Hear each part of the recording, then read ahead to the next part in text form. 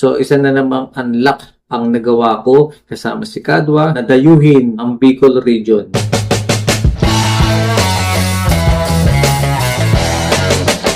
Kita nyo kadayos, oh, ito yung mayang volcano, no? Nandito banda sa kaliwa ko, no?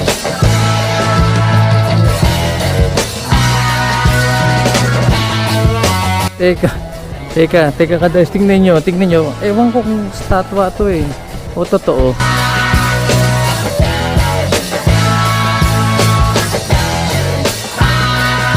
Ate, ba to?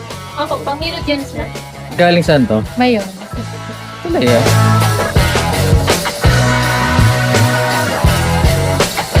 So, meron silang Bicol, kaso hindi ko in-order kasi ngayon ako sa mga sarap sana, no?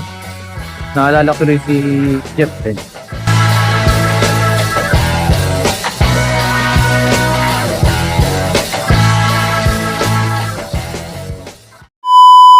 Good morning, kadayos. Day 1 tayo dito sa balay ni Mayan Transient dito sa Daraga Albay. So, papakita ko sa inyo yung aking inupahan. Ito siya sa labas. Yan. Kita nyo. Oy, si Kadwa. Yan, oh. So, ito yung buo niya. Yung buong paligid. Ito siya. Ayan. Grabe ang ganda dito, no? Probinsya. Yung simoy ng hangin, yung amoy ng mga dahon, puno, no? Grabe. Tapos guys, ganito. Walking distance lang yung Mayong Volcano. Tara, samahan nyo ako. Pakita ko sa inyo. At ito na nga, nagsimula na akong maglakad na kung saan ay matatanaw natin na malinaw ang Bulkan Mayon. Sa bawat hakbang ng mga paa ko ay siya rin ng excitement ang nararamdaman ko. Ang dating pangarap ay natupad at nakamit ko sa mga sandaling ito. Ano siya, oh? Hey! Holy cow! Shit! Labis ang aking tuwa ang namumuo sa mga mata at ngiti ko. Tila ba'y nasa ulap ako at dinuduyan ng hangin. At dito, totoo ang kasabihan na sa bawat sakripisyo ay magbubunga ng labis na kasiyahan at tagumpay. Grabe, ang ganda, no? Napaka-perfect shape niya talaga, no? Dito, maswerte ako at nagpakita ng buo ang Bulkan Mayon. Walang takip na ulap sa katawan at bunganga ng bulkan. Tilibay, nagpapahiwatig at nagsasabi sa akin na maligayang pagtiting at pagdayo dito sa Albay, Bicol. So ito kadayos, oh, harap-harap ako nang nakikita ang Mayong Volcano, no? Wala akong sasayangin ng oras at agad ako nagayak. Ang dami kong nais na dayuhin at sasamantalahin ko na ang araw na to. Lalo't ba't, ito ang kauna-unahang pagdayo ko sa Albay, Bicol. Halo-halo ang naiisip at nararamdaman ko sa mga oras na to. Basta, excited at masaya ako. Tara, samahan niyo ulit ako na tuklasin ang mga solidong tourist spot na pinagmamalaki ng Albay, Bicol.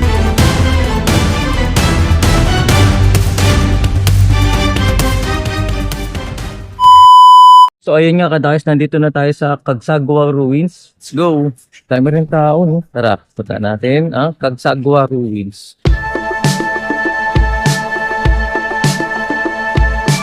Ito yung kampana, eh. Sabi daw sa history, pumutok daw yung Mayong Volcano. Natabunan daw to, pero hindi ako sigurado, ah. Kailangan ko mag-research regarding dito kay paring Google. Lapitin natin yung kampanera. Ewan. Ang simbahan na ito ay tinayo noong 1587, subalit sinunog ito ng mga piratang Olandes, July 1636. Pagkaraan ng mahigit na 80 taon sa ilalim na pamumuno ni Padre Francisco Blanco, isang Fransiskano, ay tinayo muli ang simbahan na ito. At noong February 1, 1814, muli itong nasira at tumubog sa pagsabog ng Bulkan Mayon. At ang tanging natira sa parte ng simbahan ay ang kanyang kampanera. Carried by rocks and lava. So totoo nga, natabunan to ng mga bato at ng mga lava nung pumutok yung Mayong Volcano, no? Grabe, napaka-historical. Ito yung bato na aling to sa loob ng Bulkan Mayon, yung pumutok. Oh. Ito yun, no? Grabe ang laki, no? Ano kayong flashing bato to? Pwede kayo pang hilod to. Gago! Ayan. So, batang kaliwa ko, nandito yung mga kainan. So, ito na sa harap ko, ang Mayong Volcano. Holy cow, ganda ng Mayon, no? Tara, libutin pa natin.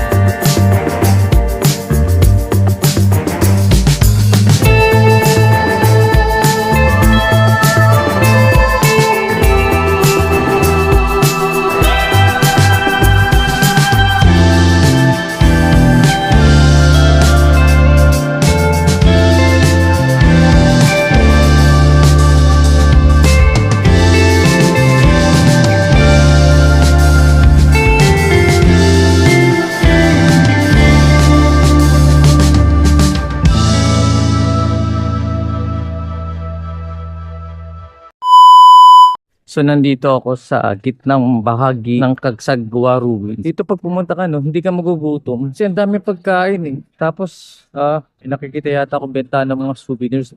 Banda doon. Ganda dito guys. Sa gitna ng aking pag-iikot ay may lumapit sa akin na lokal at nag-aalok ng ATV rides. Agad ko siyang kinausap at tanungin kung magkano ito. Kano ba per nun? Hindi naman siya per oras, sir. Pali per trail po siya. Per trail. Magkano Yes, sir. ba yun? Dati, sir, meron kaming 300. Kaso hindi ko na siya ino-offer, sir. Masyado pong maikli. Oo. Mayroon pong 600, 800, 1.6, 1.625, then 1.850. Pero yung 600, ilang minuto yun? Grassland po, sir. Mga Grass lang. 15 to 30 minutes.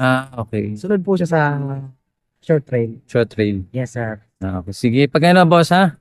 Salamat. Ano na yung boss? Jay po. Okay, si Pops J, kung gusto nyong mag-ATV dito sa Cagsagua Ruins, kontakin nyo siya, no? Dito yan. Kung gusto niyo po magpa-picture sa amin. Ayun, pati pa-picture. Okay. Thank you, Pops J. Opo. Thank you. Enjoy, sir. Thank you. Ayan. Gusto nyo mag-ATV? Mag-ATV tayo. Papait ng mga tao dito, no? So, eto, palabas na ako ng Cagsagua Ruins. So, hindi na ako nagtagal kasi marami pa akong paalak puntahan. So, eto, pabalik na tayo sa parking para ma-meet natin si Kadwa. Init, grabe. So, bago tayo tumungo sa ating next tayo, so kakain muna ako. Mag-alas 12 na kasi. So, time check, 11:20. Anong umaga? So, yung mga nasa likod ko, yan, maraming mga kainan naman yun dyan eh. Kain na tayo.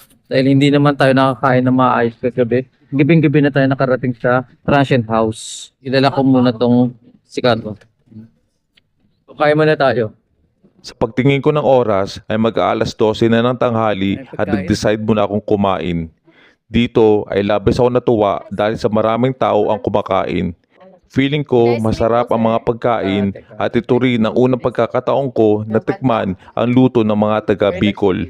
Nalula ako sa dami ng pagpipilian, tiyak mabubusog ako ngayon. Mag-isa ka lang. How? Ay, Sir Fred. Ay, may ano pala eh. Wala na akong sinayang ng oras at pumasok na ako sa loob. Agad ko na nga tinignan ang mga pagkain nila. Halos lahat ay mga lutong bahay katulad ng adobo, sinigang, mga lutong gulay, mga prito, mga sizzling at syempre hindi mawawala ang kanilang tatak na pagkain na Bicol Express at marami pang iba. Talaga naman nagugutumin ka at mapaparami ka ng kanin. Pwede dito, okay? So, ayun, naka-order na ako ng adobo. So, meron silang Bicol, kaso hindi ko in-order kasi may na ako sa manghang. Sarap sana, no? Naalala ko rin si Jeff, eh. Hinilig sa manghang. So, dito tayo. Kain na ako para mamaya. Hindi na ako kakain. Saka, magkikag na rin naman. Kain.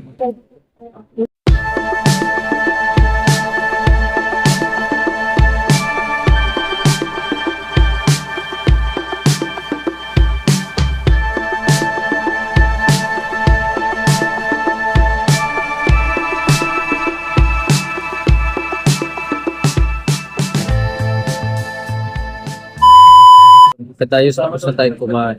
So nakita ko dun sa ito nila, pwede magbigay ng sticker. Buti na lang may dala akong sticker. Let's go!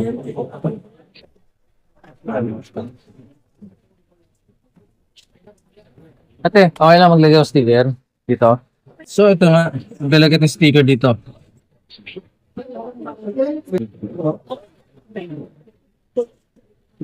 So meron tayong sticker dito sa Cagsagua Ruins. Hello po.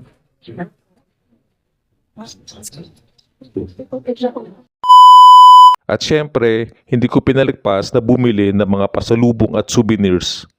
Isa rin tong pagpapakita ko ng buong suporta sa mga lokal ng Bicol. Ito magkano rito? 120 lang yan, sir. So ito na, nakapili tayo ng PD-30 na maliit. Yan muna, balikan ko. Pwede dalawa lang yan. Dalawa. 40. Bali 80. Pag tatlo, 50. 50 na tatlong peraso. Okay. So, bibili tayo ng souvenir na coin purse. Tulong natin yan dito sa mga taga-lokal ng Albay. Thank you, ate. So, nakakabili na tayo ng souvenir na coin purse dito. Ay, sa channel, Moto Dayo. Madali lang po siyang hanapin. Thank you po. Taga Cavite pa po ako. Sige po, thank you. So ito, kukuha tayo ng t-shirt na nakalagay ay Albay siya. Nagpakuha lang tayo ng extra small. So ititindahan nila. Dami dito eh.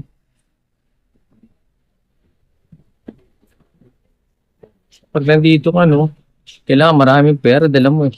Sa dami ng, alam mo, sa dami ng magaganda at yung gusto nating bilhin. So mauubos eh. So dito dapat merong pera eh. Pwede ba credit card dito, ate?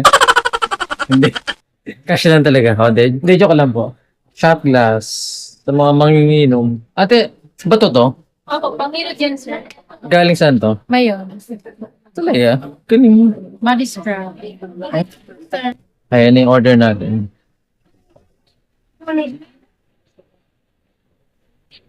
Ito na yung masakit yung bayad eh. Payment.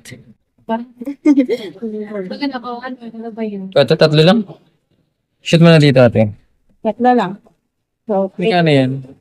35. 35. So ito nakadayos. Nakapili na tayo ng mga pasalubong. Medyo nauubos na yung pera ko. Dapat dito ka, no? Pag nandito ka, kailangan marami kang dalang pera, no? Kasi sa sobrang ganda ng mga maaari mong ipasalubong. So marami kang pagpipilian, no? So, okay. Dito na tayo. Dami. Pero actually, konti pa lang yan eh. Kasi limitado lang ang pera nating dala. So, tapos na po tayo dito kadayo sa Casagua Ruins. Dami pa rin tao, no? Salamat po! Ayan, so okay. Let's go!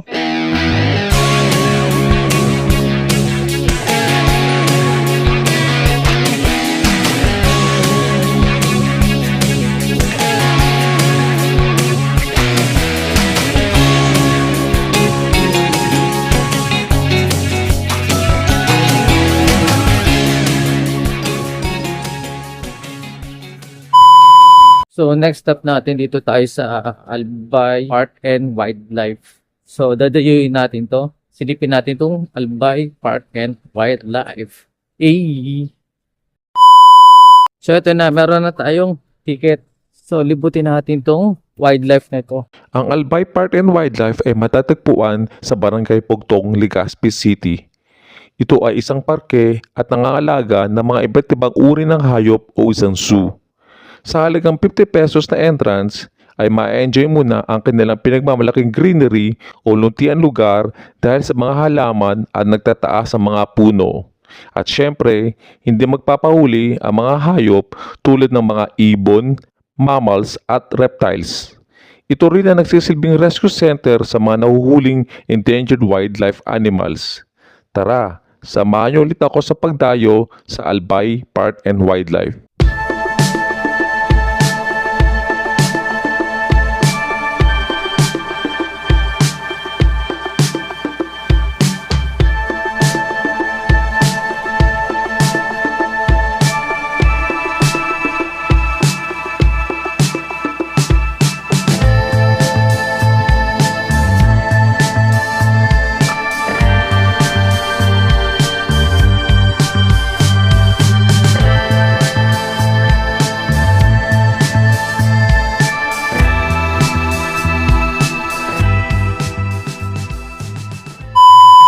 So dito kadayo sa itong part na to, itong matatas na puno na to.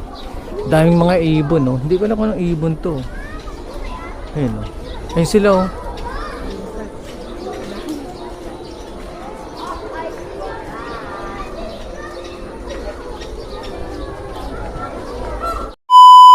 Dito, yung ano nila, man-made river.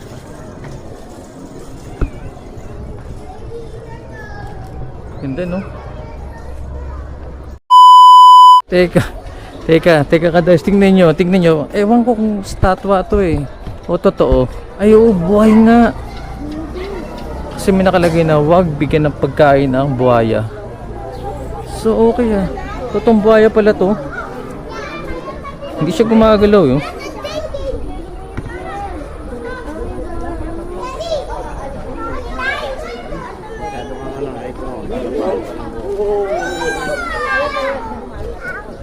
Picture na lang siya.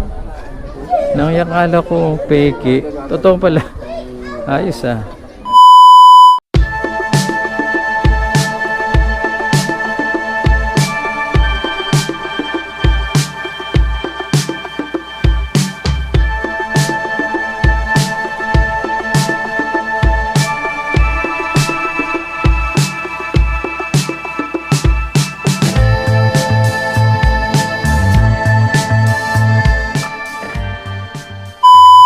Andito naman tayo, banda, at may nakikitang ostrich. Ayun, no? Eh, yung huling kita ka nito, yung bata pa ako sa Manila. So, tara, lapitan natin ng malapitan.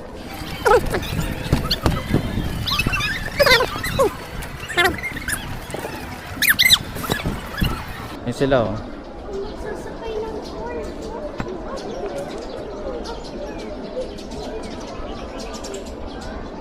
Kumakain. Busy ostrich. So dito naman peacock. So ano ba tawag dito? Kasuwari. So ayun siya kadais. So nakikita nyo. Yan. Yung ganda, no? Iba't ibang kulay. Parang yung ulo niya may palong. Ganda ng ano. Yung ano niya. Yung ulo niya, oh. Eh. Ganda. So marami pa kayong makikita dito sa Albay Park and Wildlife. So dito mga babayan natin mga taga Albay, no? May ganito silang Park and Wildlife. Ay, ito kadayos, tingnan nyo, oh. May pa. Teka, tingnan natin. Ayun, oh.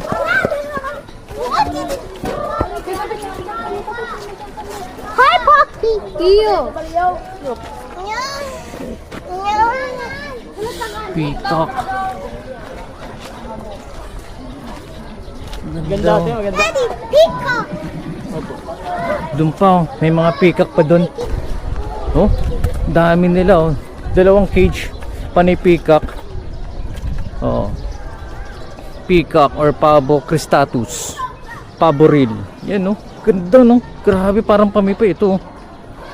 Look at that, kadayos, oh. Dito lang niya sa Albay Park and Wildlife. Punta kayo dito.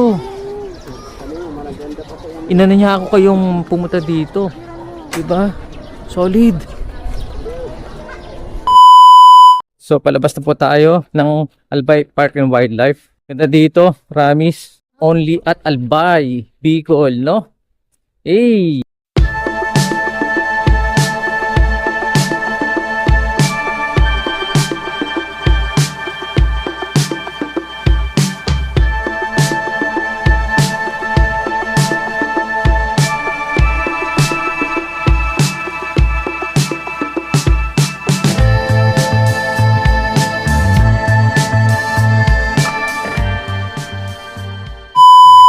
So ayun kadayos, tapos na tayo dito sa Albay Park and Wildlife. So ang next na destination natin or next na dadayuhin natin ay Lingon Hill.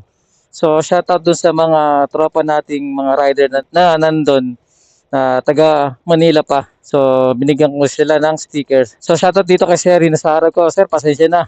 Naubusan ako ng sticker. Okay, so kadayos ganito. Kanina kasi pumunta ako sa Daraga Church. So naisipan ko na lang na hindi na i-video ang simbahan kasi maraming tao at the same time may banal na misa. So for respect na lang din sa mga nagsisimba, so minabunti ko na lang hindi na dayuhin at kukuhanan ng mga video or picture ang Daraga Church. Okay, so let's go! Sir, ano pangalan mo, sir? Jeric. Si Sir Jeric ng? Ramon Isabela. Ramon Isabela. Shoutout kay Sir Jeric ng Ramon Isabela. Moto tayo, sir. Thank you, sir. Alright, ingat po. Alright, si Sir Jeric. Pasensya na, Sir Jeric. Naubusan ako ng sticker. Eh. Sayang, hindi ko nadala yung isang bag ko. Nandun yung mga sticker ko. Ang dami pa naman yun. Woo! Eh. So, dito na tayo sa Lingon Hill. Uy, dito pala. Ito. Tingnan natin, Lingon Hill. Ito na pala yun. Seryoso? Eh, ito yung nakikita ko dun sa sa Albay Park and Wildlife.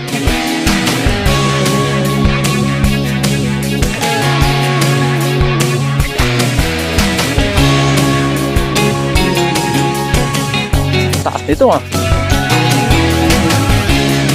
Hey. Uy, ganda dito. Ang taas Kadayos, oh.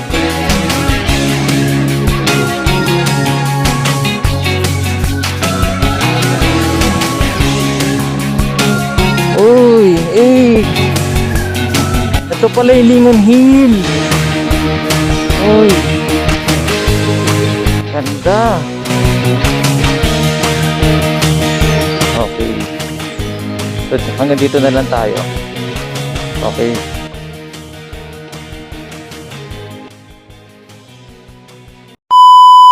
Ganda ng ayun, no? Kadayos, oh. Nakita nyo? Oo. Kaliwa na tayo. Dito.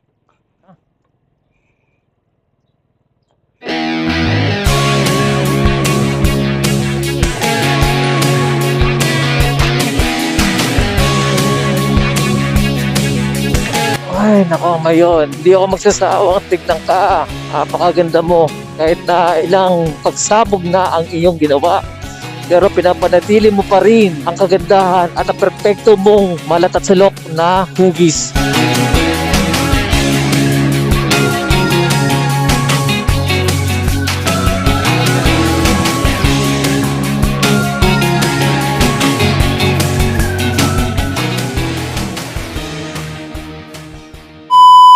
Stop muna ako dito, banda.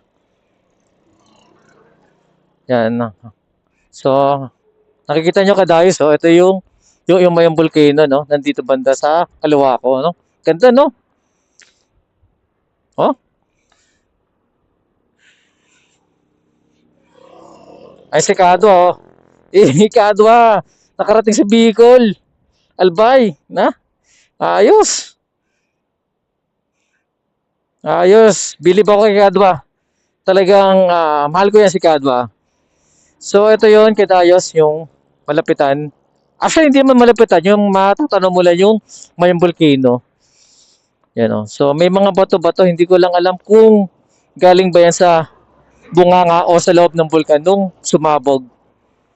Kasi doon sa Kasagwa Ruins, sabi ng mga lokal doon, saka yung mga namamahala, ay galing daw sa bulkan ngayon yung mga bato-bato na nandun. No? Galing, no? Tingnan mo si Mayon, no? Napakaganda pa rin Kadayos, no? Solid si Mayon, no? Oh? Ikaw, ganda, no? Ganda dito. Sayang nga lang, no? Bukas uwi na ako kung medyo mahaba-haba pa yung araw ko dito. Gusto ko sana magsagawa ng Mayon Loop. Kaso parang hindi ko na kaya. Tingnan niyo yung bunganga ng ng Mayon, umuusok, oh. Stig, oh. Napakaganda talaga ng no? Ng Pilipinas, no? Sagana tayo dito, eh. Sagana tayo sa mga magagandang tanawin, no?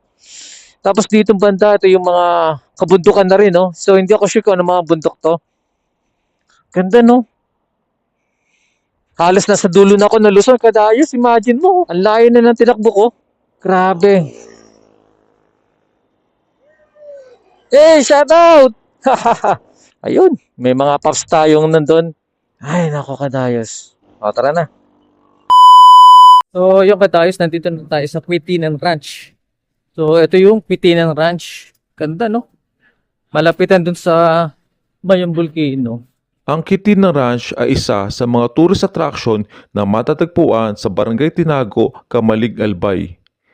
Dito ay may malawak na open space at perfect para sa mga camping activities.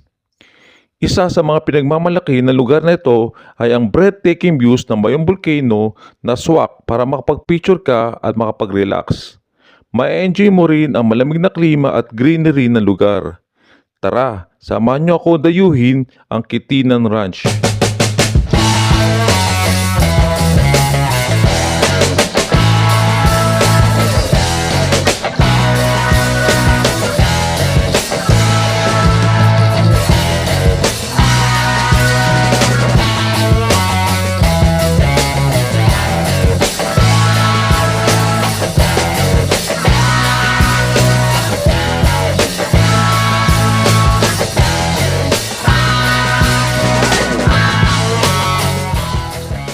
Nga pala, bago kayo papasok dito ay kailangan nyo muna magbayad dun sa kanilang parang office na 70 pesos per head plus 10 pesos para sa motorcycle. So 80 pesos lahat. So makakapasok ka na sa ganito kagandang lugar, ang Kitinan Ranch. Grabe, no? Malapit talaga yung mayan dito. Nakakatuwa naman. Tapos ang dami pa nagpapalipad ng mga saranggola. Nung bata ako, nagpapalipad din ako saranggola kaso bano ako eh. So, hindi ko masyadong finocus o kinarir yung pagpapalipad ng saranggola nung bata pa ako. Pero yun, hanggang tingin na lang ako dito. Gaganda, no? Ang lamig dito. Time check, alam ko 6 o'clock na ng gabi.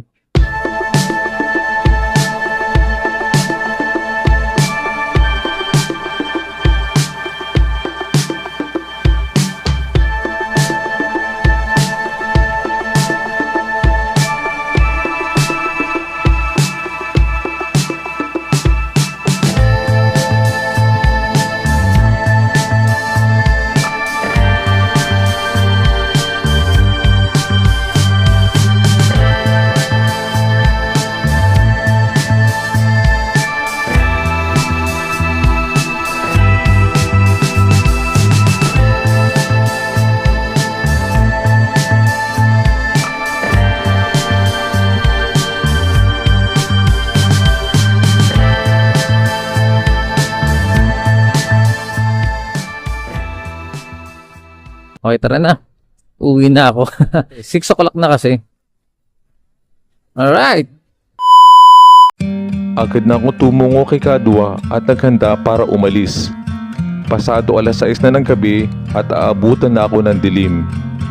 Bakas pa rin sa aking kaisipan ang kaligayahan sa mga sandaling ito. Kulang ang isang araw para maglibot at dayuin pa ang ibang lugar. Alam ko sa sarili ko na wala pa ako sa kalahati sa dami ng mga solidong tinawin at pasyalan dito sa Bicol.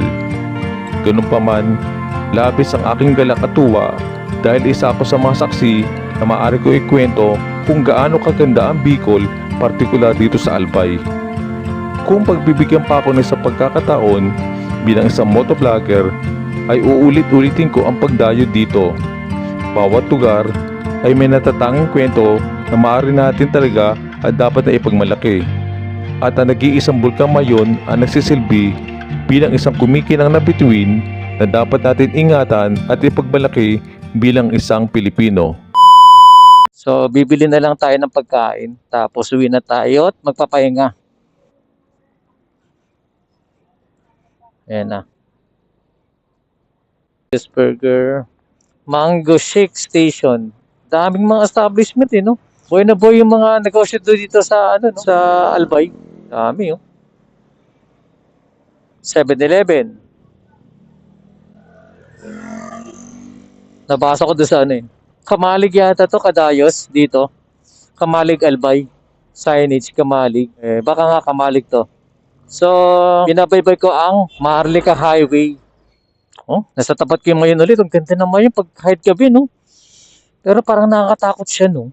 Pero, hindi. Kahit nakakatakot. Pero pag gabi lang, Kadayos para sa akin, nakakatakot tignan. Pero talagang kamangha-mangha na binigyan tayo ng ating Panginoon ng ganitong kagandang perfectong hugis ng bulkan. So, only in the Philippines lang yan. Dito lang sa atin yan, Kadayos. Kaya dapat natin ipagbalaki talaga ang ating likas na ganda ng yaman. Kaya nga, lagi ko sinasabi sa inyo, nakaganda mo, Pinas! O, diba? Eh!